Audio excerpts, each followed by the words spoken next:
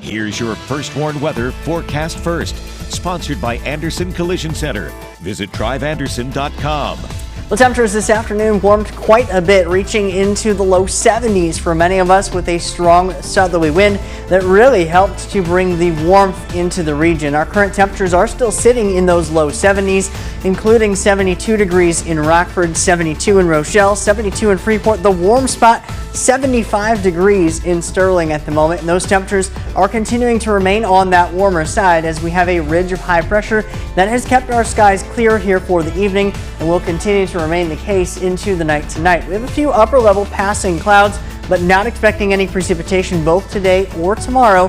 But we do have some chances for precipitation, including some storms on the horizon as we get into early next week. I'll let you know just how warm it's going to be leading up to those storms and how severe they could potentially be in the area coming up in your most trusted forecast a little later. People in the state line are taking a step toward getting a second chance. How this process can be life-changing. Families learn about developing fine motor skills and literacy in their young children. The local resource fair is part of a larger initiative. And what's better than a morning of yoga with some four-legged friends? The event benefiting two local nonprofit organizations.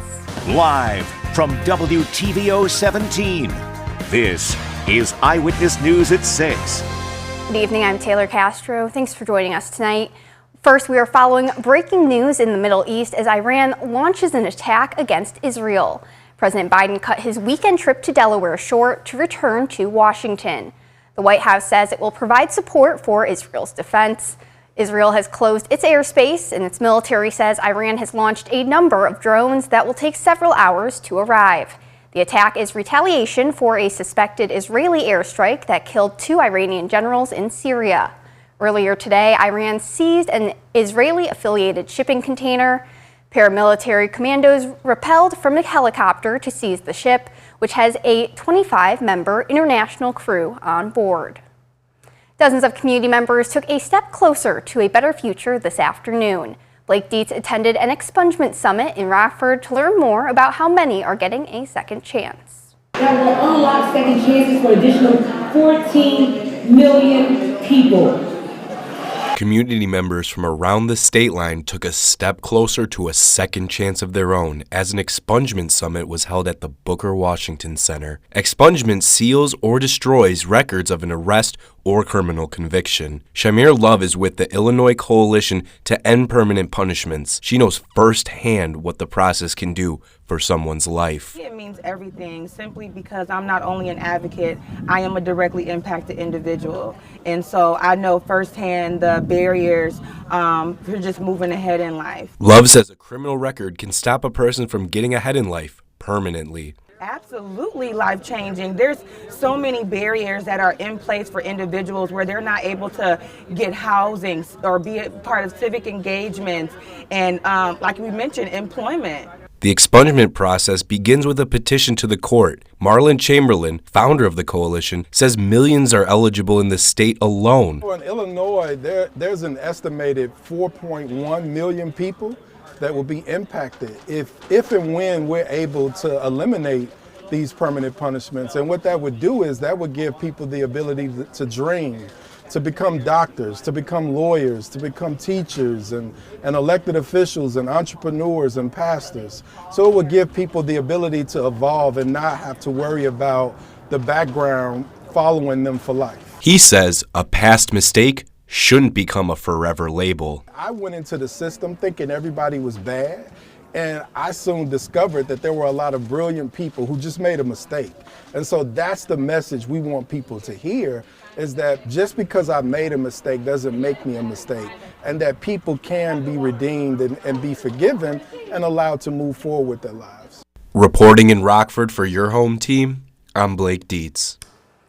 Illinois 185 between Hillsboro and Coffeen is closed after a 50-foot wide sinkhole showed up in a farmer's field near the highway. Hillsboro is down in central Illinois between Springfield and St. Louis. It's near Deer Run Mine. It's believed the sinkhole may have been caused by ongoing problems with that mine. The damage to the state's highway is minimal. It's closed currently due out of caution and will remain closed through the weekend. The DuPage County Health Department confirms a case of measles, the first since 2009. The case does not appear to be linked to new arrival shelters in Chicago, and the source of the infection is unknown at this time. The unidentified person has received outpatient medical care. The County Health Department is working with public health partners to identify and notify those who may have been exposed to the virus. According to the State Department of Public Health, there have been 62 cases of measles reported this year.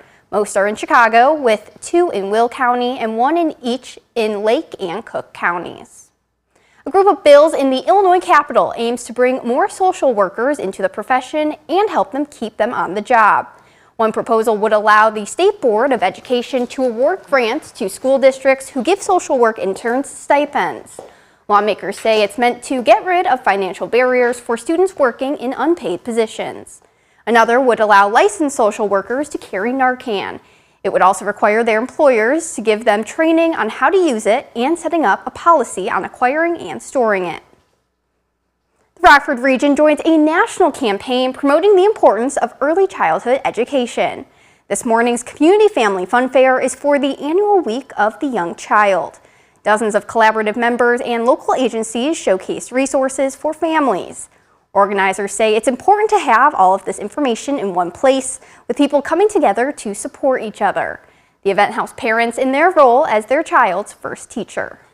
With teaching your child how to play, we're using skills such as cognitive skills, learning how to build, being able to focus on literacy and reading stories. So coming to an event like this gives you the opportunity to see sensory play, playing with beans and small tactile objects and kind of using those fine motor skills. The event also focused on literacy, improving vocabulary and language in younger children. A popular event is back at City Market. Puppy yoga makes its return this morning. Participants of the yoga class were joined by a bunch of puppies from Paws Humane Society. All proceeds from the event will be split by 2 local nonprofits, Paws and Rock River Development Partnership. Paws is a no-kill shelter for dogs of all breeds in Winnebago County. The dogs are adoptable, so Paws is hoping that someone falls in love with a furry friend. It's really important in a lot of avenues. The dogs get a lot of socialization. The people get to know more about Paws, and I know the people who participate in puppy yoga, they sell out really quickly, so they really enjoy it. You can find more information about adopting a pup on our website. If you've put off doing your taxes until the last minute, you're nearly out of time. Coming up, a financial expert weighs in on this stressful time of year. A picture-perfect Saturday across the state line, lots of sunshine and highs in the low 70s. I'll let you know how much warmer it's going to be tomorrow, and then when we could see our next chances for rain and storms coming up in just a few minutes. You're watching Eyewitness News, your home team with Taylor Castro, Reagan Holgate, and meteorologist Jordan Wolf.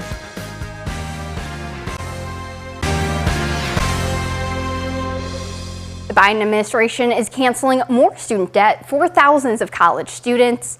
The Education Department says it has canceled student loans for 206,000 borrowers. This is mostly because student borrowers have become eligible for cancellation after making 10 years of payments. The administration is implementing a new repayment plan that gives borrowers a faster route to forgiveness, but is drawing criticism from Republicans. The president is simply shifting the burden to those individuals that paid off their student loans or worked their way through school or chose to take a career that didn't require a 4-year education. Are you telling me that these are the people that are getting bailouts? These are people that are public servants. We're fixing a broken system, and we're proud of it. In Illinois, the latest action cancels debt for more than 8,600 borrowers for a total of more than 100,000 students. But a group of Republican-led states are suing, arguing that it's up to Congress, not the president, to forgive student debt. If you've been procrastinating on doing your taxes, there's just a couple of days left to file. Returns are due at 11:59 p.m. on Monday night unless you file for an extension. Christina Coleman has more. If you've put off filing your taxes until now, the clock is ticking. For most of us, the deadline is Monday. The IRS says it's received over 100 million returns so far, but if you're one of the roughly 1 in 4 Americans who've waited until the last minute, it can be a source of stress and anxiety. We have the pressure of doing it right and getting the deadline in on time and feeling worried about what might happen if I make a mistake. What might happen if I owe more on taxes than I'm expecting. But it doesn't have to be that way. Experts say just take it one step at a time. Ask for help from family and friends or a tax professional if you need it. And focus on self-care if you're feeling stressed. If you're in one of these 12 states and made $79,000 or less last year, you can file for free on the IRS website thanks to the new Direct File Pilot program just rolled out this year. If you file electronically, you should expect any refund you're owed within 3 weeks. And if you opt for direct deposit, you'll see that money even faster. The average refund this year is about $3,000. Once you've checked over your paperwork and officially submit, give yourself a pat on the back for getting it done. Plan on celebrating once you're done filing your taxes. Ask your friend to go for a walk with you or to come over for dinner. Give yourself a high five because filing taxes can be pretty stressful. And if you're not ready by Monday, you can file for an extension. That will give you another 6 months to get it done. Well, on the bright side, the sunny skies and warmer weather are here in the state line. Thornton tells us if the summer feeling is here to stick around in his full forecast coming up next.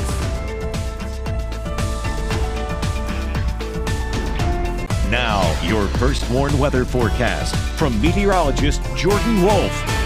The sunny skies that we saw at the end of yesterday and going into today can be thanks in part to a big ridge of high pressure across the central United States that has kept our skies clear and will also keep our weather fairly quiet over these next few days. Other than some strong southerly winds, we're going to be talking about lots of sunshine as we get into Sunday and going into at least the early part of Monday. Locally, we have seen a little bit of an uptick in some cloud cover with a very weak disturbance passing overhead. That is not going to bring us any precipitation other than the increase in that very, very small amount of cloud cover. That's kind of what we're seeing when we look at our SkyTrack camera overlooking Beloit, Wisconsin. Just a little bit of that upper level cloud, not really looking at a whole lot anything significant though, as we are continuing to remain dry, and that will be the case over these next couple of days. We are fairly warm though, as we see those strong southerly winds helping to bring a lot of that warmer air into the region.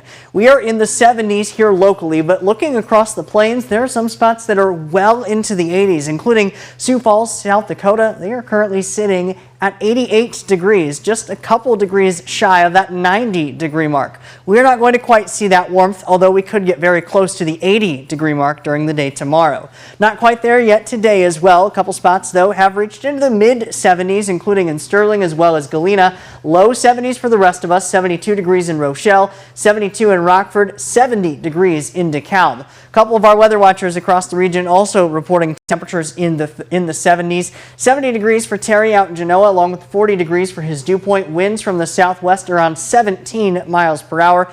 Our weather watcher Mike reporting partly cloudy skies, a strong wind from the south, as well as a temperature of 73 degrees out there in Forreston.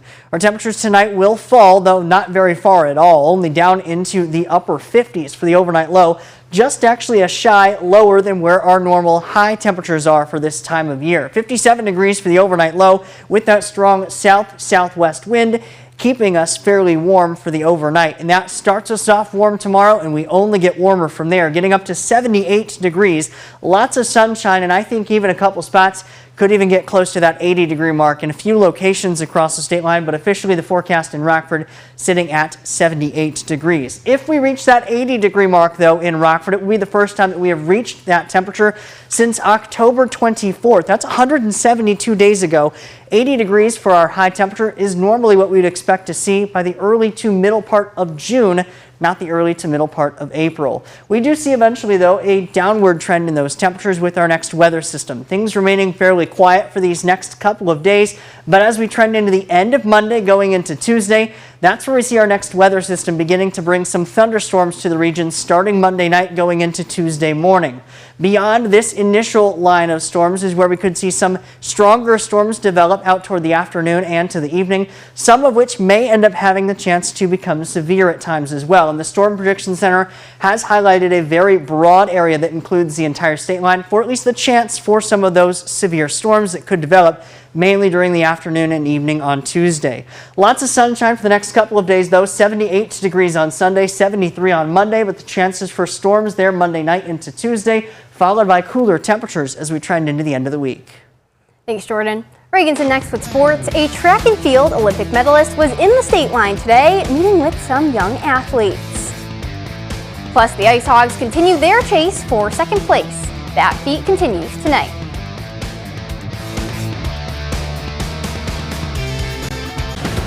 Now sports with Reagan Holgate.